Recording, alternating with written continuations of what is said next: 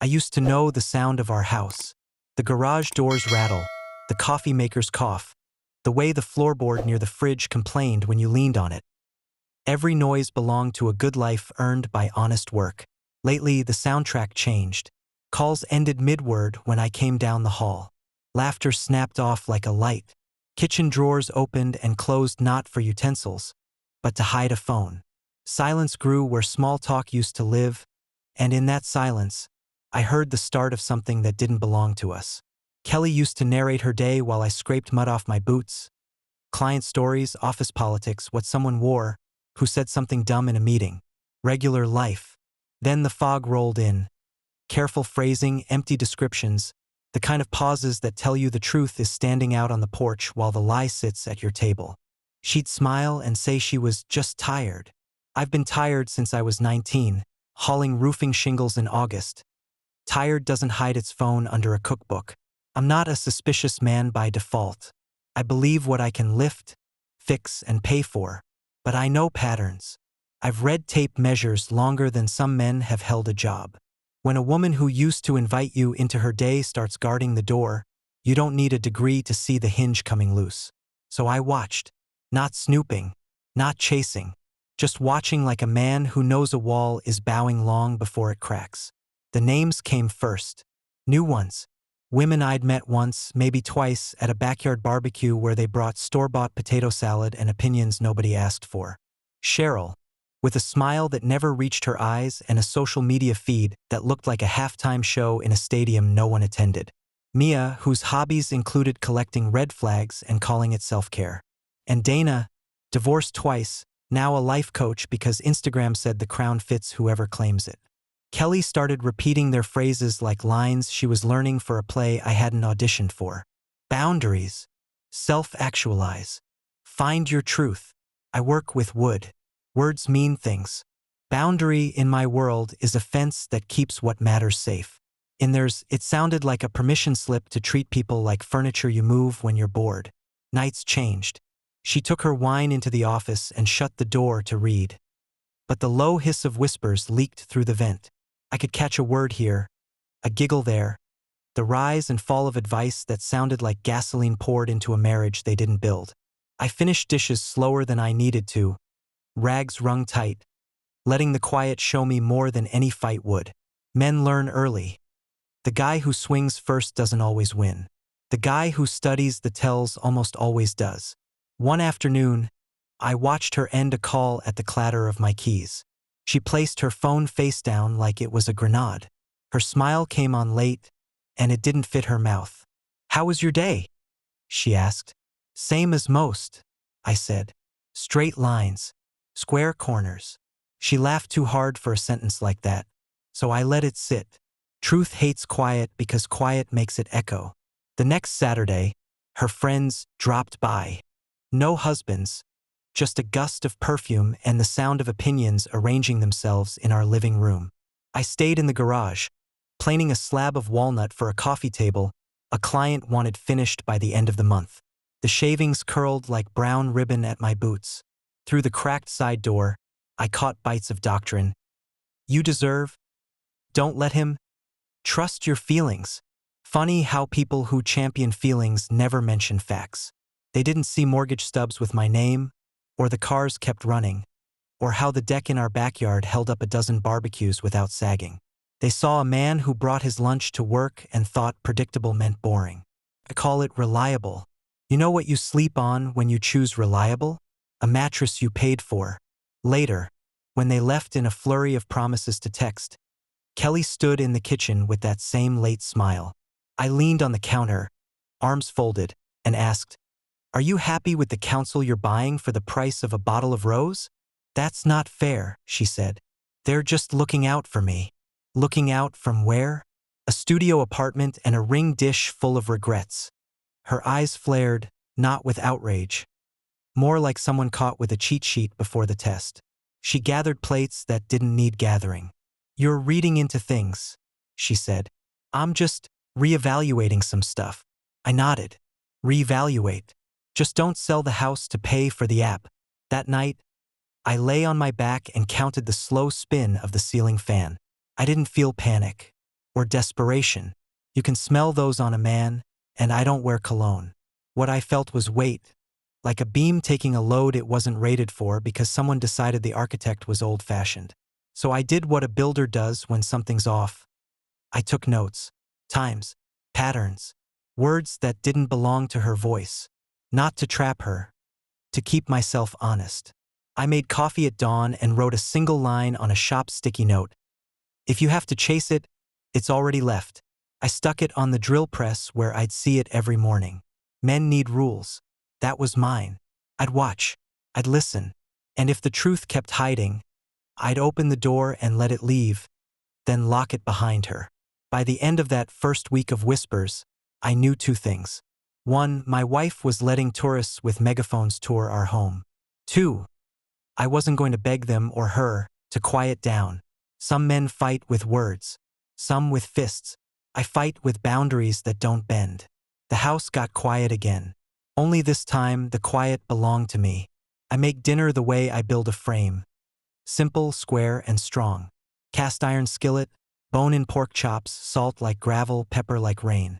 Green beans snapping like twigs, onions sweating until they shine. Kelly sets 2 plates, 2 forks. No candles, no playlist. Just the clink of silver and the slow tick of the kitchen clock that's been faithful longer than most marriages on her friends' feeds. She waits until my knife hits bone. That's when people test you mid-chew, mid-shift, mid-swing, when your hands are full and your guard is supposed to be down. Do you ever feel, she says, choosing the word like a surgeon, trapped? I set the knife across the plate and look at her. Not hard, not soft, just steady like a level on a 2x4. Trapped where? In our marriage. She takes a sip of water she doesn't need. In this. There's no curiosity in her voice. Curiosity has a tilt, a little vulnerable wobble that invites an honest answer. This sounds rehearsed. I can hear the rehearsal, on a couch with 3 women crowding the camera of someone's phone. The script punched up by a life coach who charges by the hour. I wipe my mouth, fold the napkin once, and set it down. Is that your question, Kel? I ask. Or theirs? She blinks. It's mine.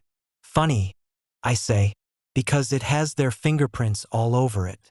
Same soft tone, same vague charge, same courtroom where the judge has feelings and facts aren't allowed in the building. That's not fair, she says, quick now. They're concerned. They see me and they see you through a ring light and a filter. Concern is showing up with a truck when you're moving or cash when your brakes go. Concern isn't pushing you to burn a house you didn't build. Her fork lands with a small metallic answer. You're defensive. I'm decisive. I hold her eyes. There's a difference. The clock ticks. Outside, my neighbor's kid bounces a basketball, rubber rhythm against concrete. I can tell his crossover is getting better. He's using his hips now. When did you start feeling trapped? Ask. She looks down at her plate like the answer might be tucked under the chop. I didn't say I feel trapped. I asked if you do. And I asked whose question it was. She exhales. They just asked if I was happy, if we're still growing, if we still challenge each other. Growing, I say. I put in a deck last summer without a single sag. You want a challenge? Try carrying 80 pounds of concrete in July. We grow. We challenge ourselves. We don't post about it. That's exactly it, she says, pouncing on the shadow of a point. You think chores are intimacy. You think paying bills is love. I lean back, let the chair legs meet the tile with a quiet thud. No, I think showing up is love. I think a man who carries the weight is telling his woman she can trust the floor she walks on. If your friends taught you to call that boring, they're selling you a show, and they sell it to a new audience every month. Just because you work hard doesn't mean I can't ask questions. Ask better ones, I say. Ask, am I loyal? Ask, do I honor my vows when my friends are drunk on freedom? Ask, who benefits if I start a fire? Her mouth tightens. So I can't have friends? You can have friends who know how to keep a home standing. You want a demolition crew? Call a demolition crew. Just be honest about the job. She pushes her plate away, Appetite surrendered to pride. Maybe I do need space, she says, testing the word like a key in a lock. Just to think. To breathe. You can think right here, I say. Breathing's free in this kitchen. You're making me feel small. No, I say, voice low and flat. Your advisors made you feel big. I'm making you feel measured. If your ideas can't stand on the table without their hands up your back, they don't belong in this house. Silence lays itself between us. Not the old companionable kind, this one has edges. I cut another piece of chop, chew, and let the quiet work. Men lose ground when they rush to fill it. She tries again, lighter, spinning the wheel. Maybe we should try new things, she says. Be spontaneous. You know, romance. I nod at the memory. Like the cabin I booked 2 weekends ago? The one you canceled because Cheryl had wine tickets. Color touches her cheeks, then leaves. That was different. It always is. She reaches for the safer shore. You're very predictable. I call that reliable, I say. Predictable is a man who breaks at the first sign of smoke. Reliable is a man who reaches for the extinguisher he bought last spring. Her eyes shine with a heat that isn't tears. It's the anger of someone discovering the playbook doesn't work on this field. She stands, gathers her plate, then sets it down again, like the weight changed mid-lift. Do you love me? She asks suddenly, like a trapdoor. I love you enough to tell you the truth, I say. And the truth is, you're letting quitters teach you how to run. That's cruel. It's accurate. I let my words sit, then add what matters. Listen to me, Kel. If you have doubts, bring them here, no audience, no echo chamber, just us. But if you're shopping for a better version of me on a group chat, you're wasting time. They don't sell what I am. They don't even know how to price it. She looks at me like she's searching for the man who used to soften everything with a joke. He's not home tonight. I'm not the punchline to anyone's lesson plan. Finally, she says, I think I need to figure out who I am. I nod once. Figure it out. Just know this. If figuring it out means packing a bag and trying on singlehood with a chorus behind you, there's no pause button waiting for you here. You walk out. That's a choice, not a rehearsal. I didn't say I'm leaving. You brought the word trapped to my table, I say. You don't ask that if you like the room. She sinks back into her chair, deflated and unwilling to admit it. I stand, take our plates to the sink, run hot water until the steam fogs the window. Behind me, the clock keeps time like a drummer who never misses a beat. When I'm done, I dry my hands and turn. We're not a panel discussion, I say. We're a marriage. If you want to test it here. Without them. She doesn't answer. That's fine. I don't need one. Men who know their line don't chase anyone across it. Later, in the garage, I sharpen a chisel until it shaves hair. Steel tells the truth if you listen. Angle, pressure, patience. Push too fast and you round the edge. Hold steady and you get something that bites clean when it matters. I put the tool down, wipe the blade, and write a second note to tack beside the first. Questions are welcome. Scripts are not. In the house, a door closes. Not hard. Just be careful. Like someone leaving a room she isn't sure she deserves anymore. A week passed like a carpenter's pencil dragging across warped wood. Crooked, grinding, never smooth. Kelly still moved through the house, but her rhythm wasn't ours anymore. She'd sit at the edge of the couch with her phone tilted away from me, thumb scrolling like she was flipping through a manual for a life I hadn't signed up for. And I kept my rule. I didn't chase. I just watched. One evening, I came in early from the shop. The front door stuck like it always did when the humidity swelled the frame, so I pushed it slowly, making no noise. Voices floated from the kitchen, low and conspiratorial.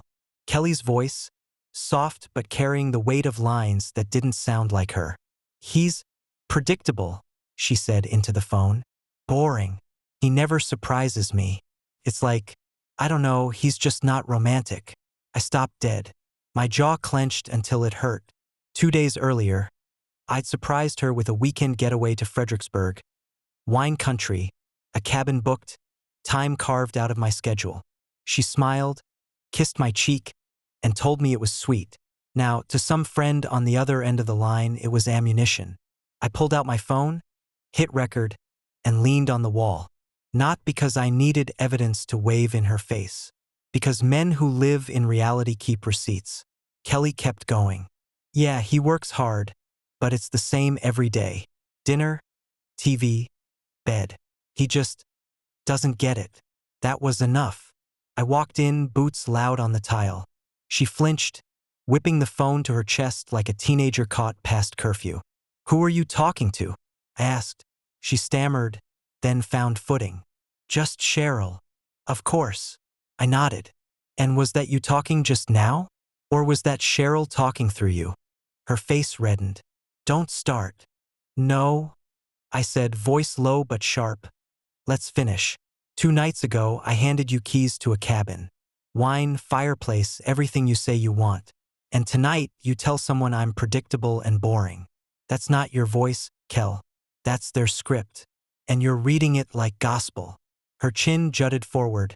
Stubborn. Maybe I do feel that way. Do you? Or are you just trying on their feelings like a dress you can't afford? Her mouth opened, but no words came. Just a flash of guilt in her eyes before pride covered it. You don't listen to me. That's the problem.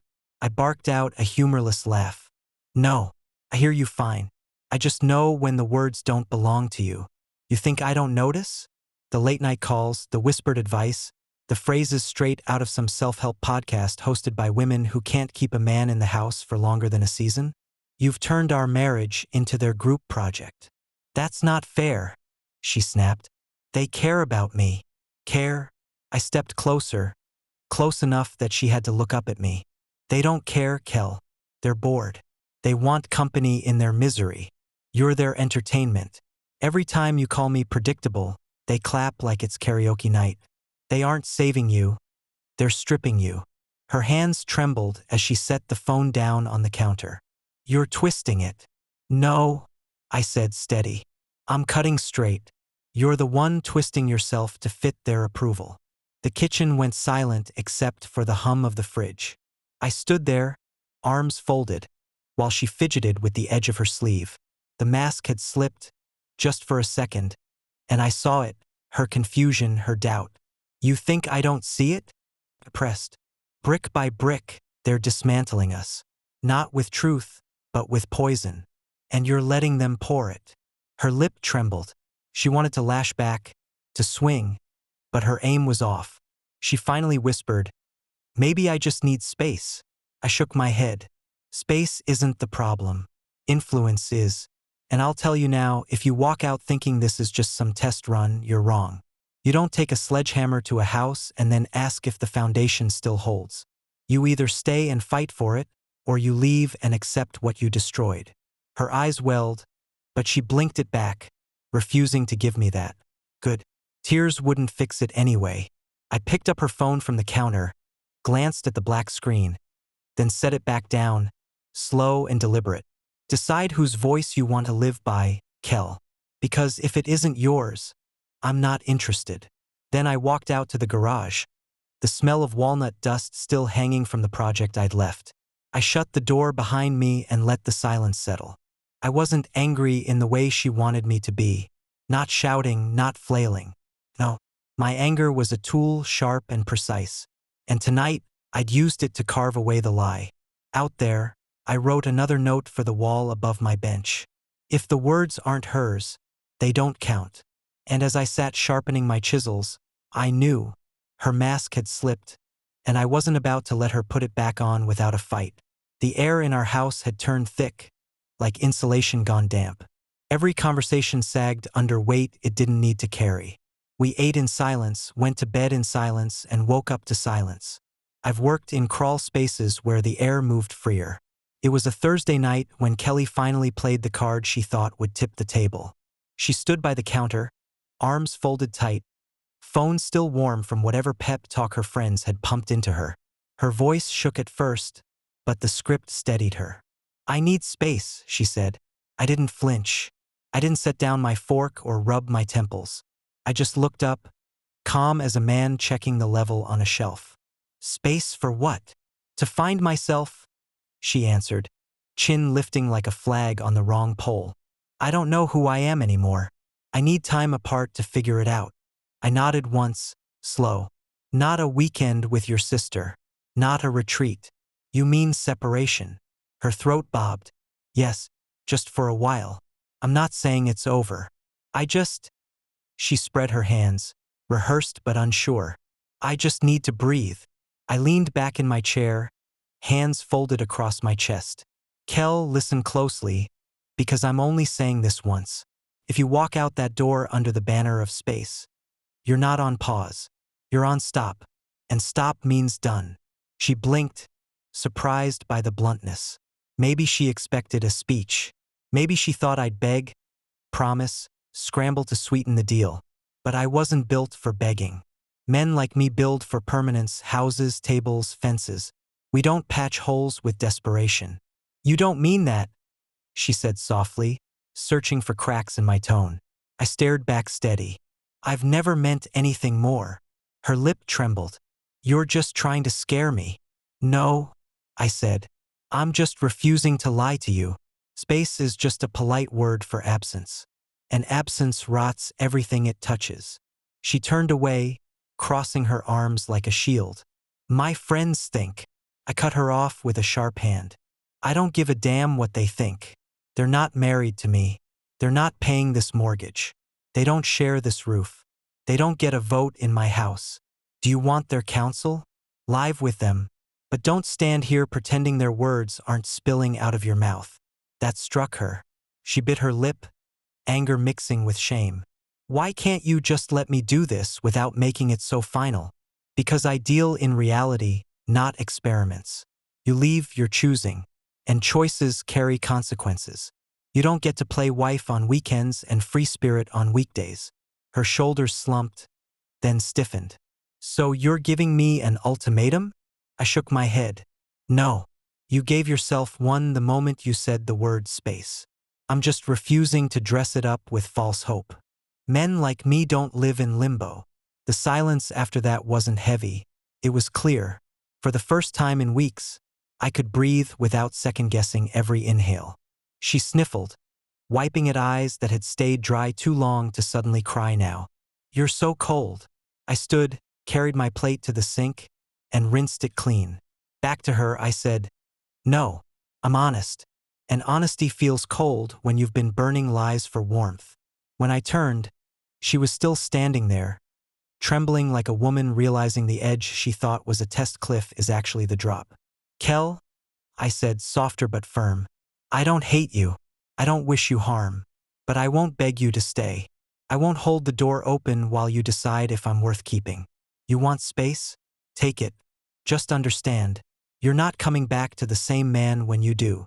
She stared at me, lips parted, words fighting to rise but never winning. Finally, she stormed past, grabbing her purse, her keys jangling like a warning bell. The front door slammed. I stood there, listening to the echo fade. The house settled around me, quiet, steady, mine. Out in the garage, I picked up a scrap of oak and carved another line with my knife. When she leaves for space, fill it with strength. I set it on the bench right next to the other notes. Tools in their own way. That night the bed felt wide, but not empty, just mine. The morning after she left, the house was still. No clatter of a hairdryer, no perfume lingering in the hall, no voice calling down asking if I'd seen her keys. Just quiet, the kind of quiet most men are afraid of. Not me. I poured black coffee into a chipped mug, leaned against the counter, and felt the silence settle like a well-built roof. By noon, word was already trickling back. Not from her, Kelly wouldn't call me. From the grapevine that never sleeps. Social media. Her friends threw her a freedom toast at some chain restaurant that sells cheap wine like it's liquid gold. They snapped photos of themselves clinking glasses, arms thrown wide, captions dripping with hashtags about liberation, independence, and self-love. I saw the pictures when a mutual friend tagged me by accident. Kelly in the corner, smiling too big, holding a glass like a lifeline. She didn't look free. She looked like someone auditioning for a role she wasn't built for. But online, The narrative was set.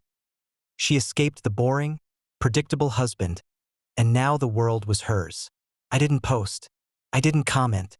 Men who've lived long enough know silence hits harder than any reply. Instead, I thrived in my own way. Thursday night poker with the guys at Miller's garage.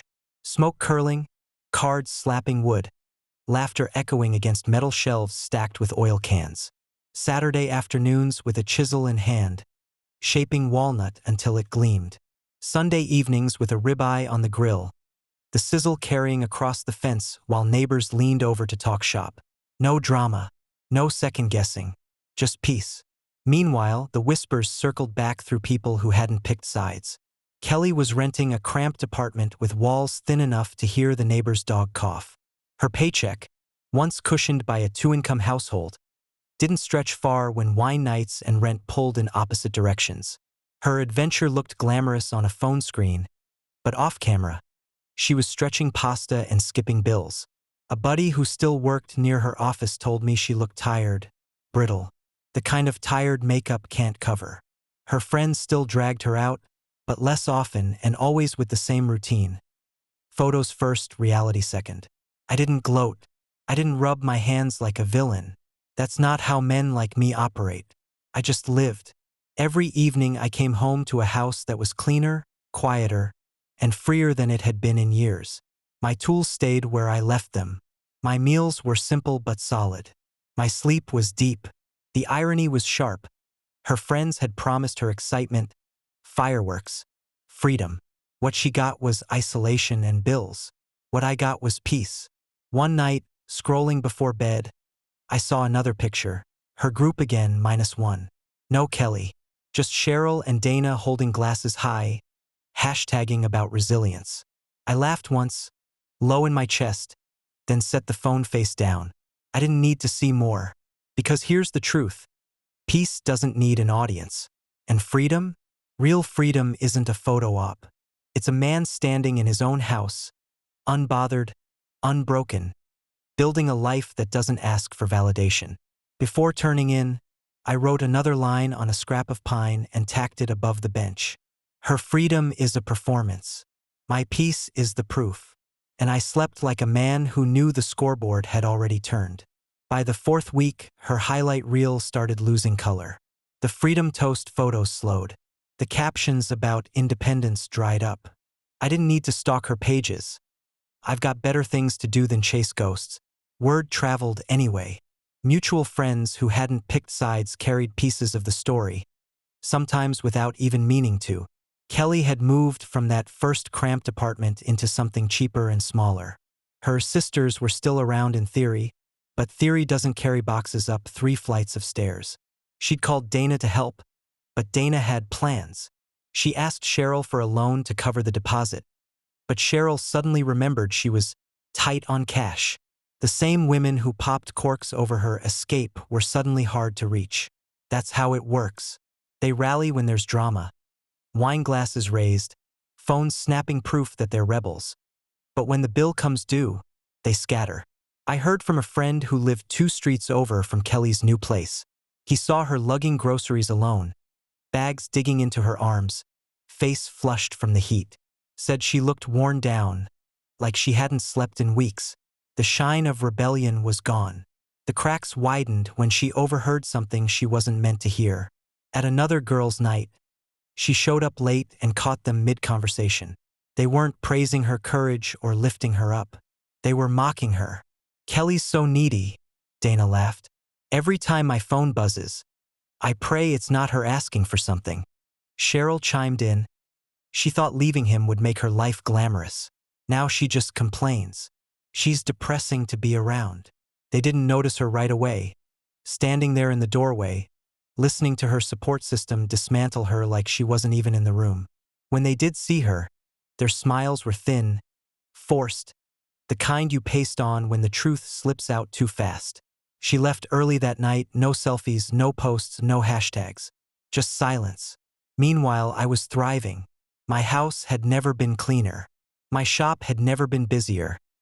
Word had spread about my work, and new orders kept rolling in.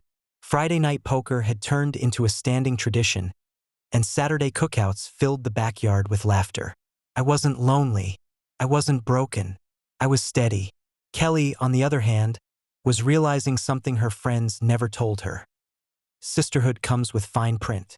They're with you when your misery entertains them, when your rebellion feeds their narrative.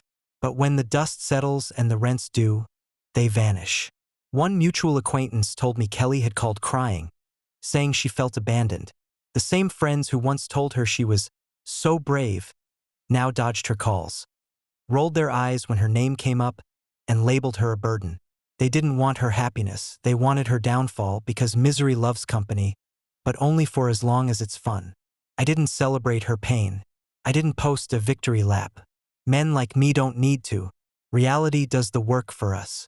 But in my garage, late one night, sanding down a slab of oak until it shone under the lamp, I let myself think about it. I thought about the day she said she needed space, and the way her eyes had flashed with certainty, convinced her sisters would carry her through. And now, for weeks later, she was hauling her own groceries, listening to those same women laugh behind her back. I took a piece of scrap wood and carved a new line, slow and deliberate. Their support was rented. My strength is mine. I tacked it above the bench, right beside the others. And I knew it was only a matter of time before she came knocking, because the house she left still stood, steady as ever. And the people she chose instead, they'd already moved on to the next drama. 2 months after she left, I heard the sound that had been missing. 3 short knocks on my front door. Not the firm knock of a neighbor dropping by, not the lazy thump of a delivery driver. This was hesitant, uneven, like guilt tapping in rhythm. I opened it to find Kelly standing there.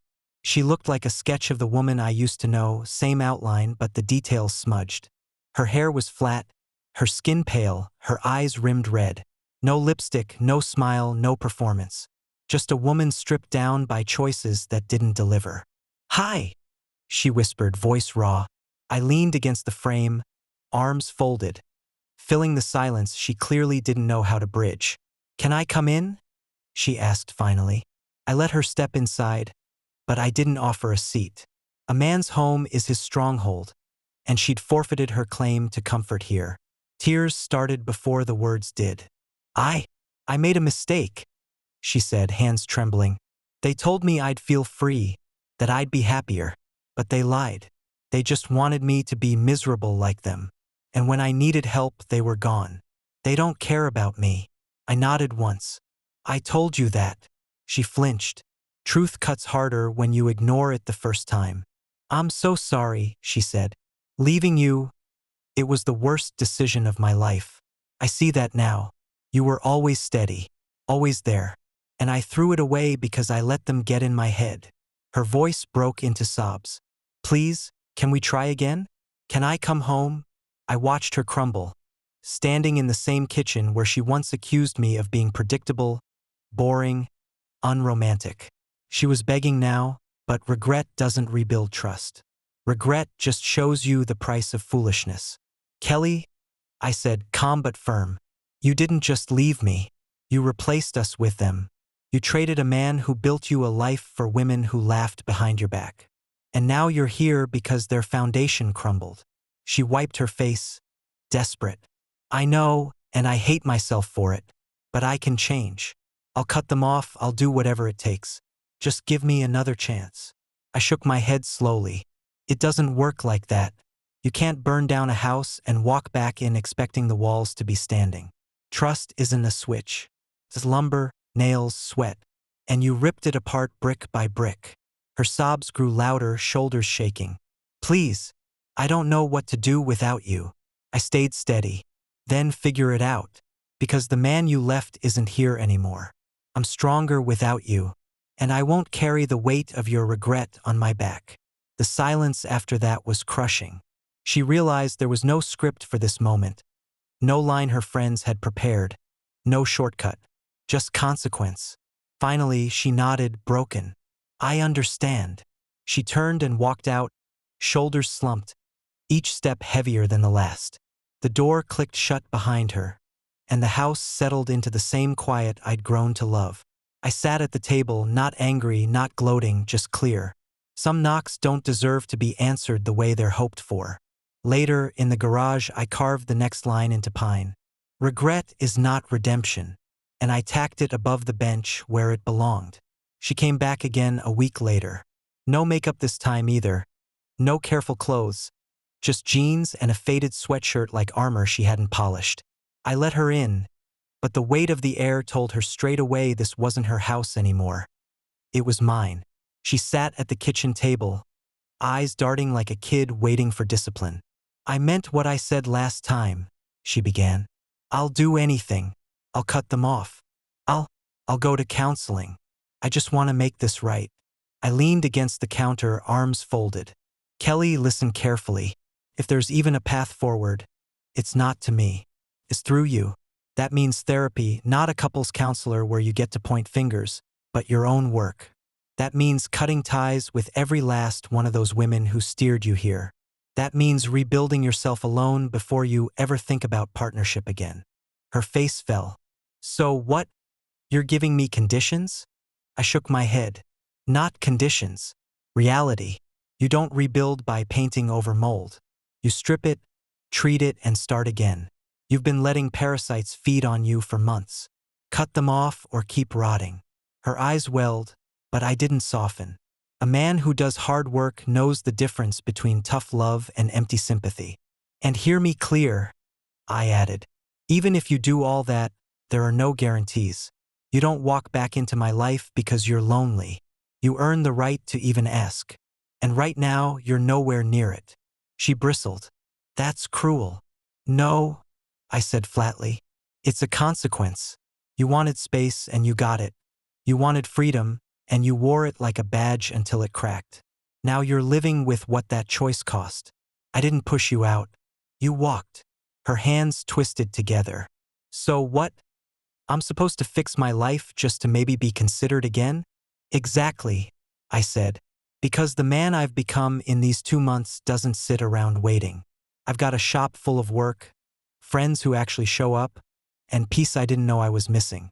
You think I'm desperate to rewind the clock? Wrong. I've moved forward. If you want to catch up, you better start walking fast.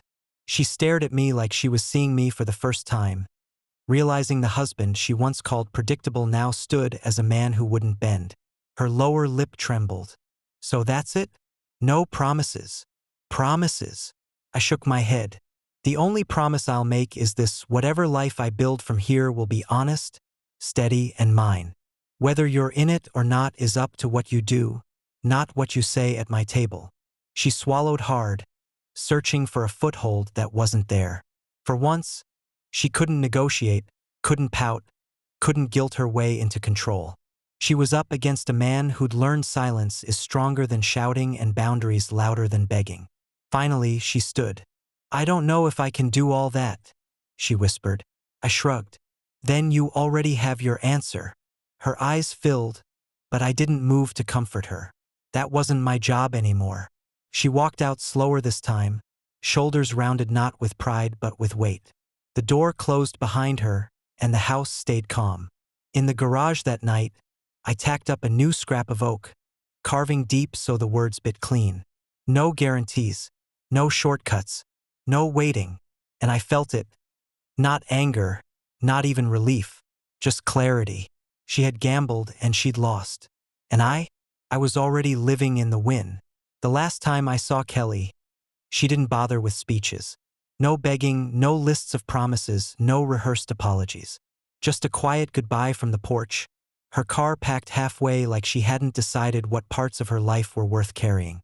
She looked at me for a long moment, like maybe my face still held the man who would soften, who would chase. But that man was gone.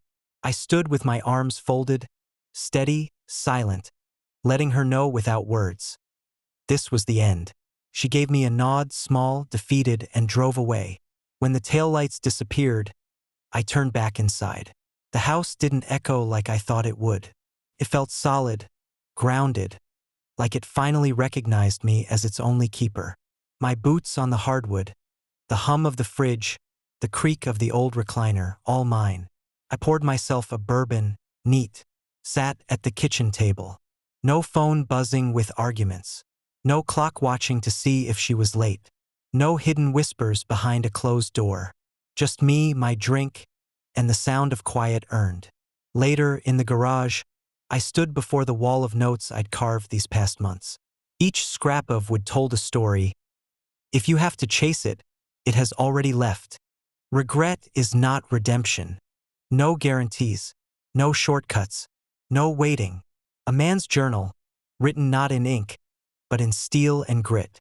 I ran my hand over the last one, the edges still sharp, and I realized something. I wasn't the man she left. That man was steady but too willing to assume stability would be enough. This man had been tested, stripped down, rebuilt. And the best part? I wasn't angry anymore. Not in the way I had been. My anger had done its job. It had cleared the rot, set the boundaries, drawn the line. Now it was quiet, like a fire reduced to coals, warm and controlled, fueling me instead of burning me out. The next weekend, I had the guys over again. Poker chips clattered, whiskey glasses clinked, smoke curled into the rafters of the garage. We laughed, swapped stories, busted chops the way men do when there's no filter and no audience. And in the middle of it, I caught myself smiling. Real, easy, unforced. That's when I knew. Peace was the proof. Not revenge, not winning her back, not parading my survival. Just standing tall in the life she thought I couldn't handle alone, and thriving in it. When the night ended and the garage was quiet again, I carved my final line, deep and permanent into oak, not pine. The man she left is gone. The man I became is free. I tacked it high on the wall, above all the others, where it belonged. Then I turned off the light, stepped into my house, and closed the door behind me. Not with anger, not with regret, with peace. Subscribe and stay one step ahead of cheaters. And trust me, the next story makes this one look like a fairy tale.